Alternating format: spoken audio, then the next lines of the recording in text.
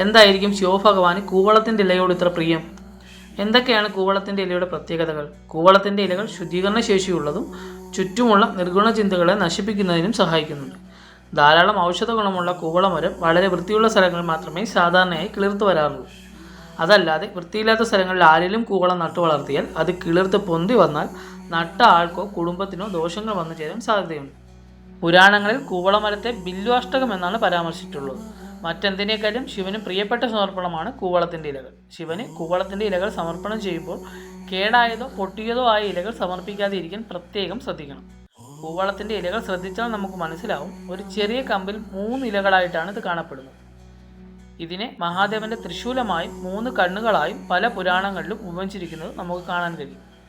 ശിവപുരാണം പരിശോധിച്ചാൽ കൂവളം അഥവാ ബില്വാഷ്ടകം ശ്രീ പാർവതീദേവിയുടെ വിയർപ്പിൽ നിന്നും ഉയർന്നു വന്നതാണെന്ന് പരാമർശിക്കുന്നുണ്ട്. ശിവപൂജ ചെയ്തുകൊണ്ടിരുന്ന പാർവതീദേവിയുടെ വിയർപ്പിൽ നിന്നുണ്ടായി എന്ന് വിശ്വസിക്കുന്നതിനാൽ തന്നെ പരമശിവന്റെയും പാർവതീദേവിയുടെയും ഒരു അംശമായി കൂവളത്തെ കണക്കാക്കുന്നുണ്ട്.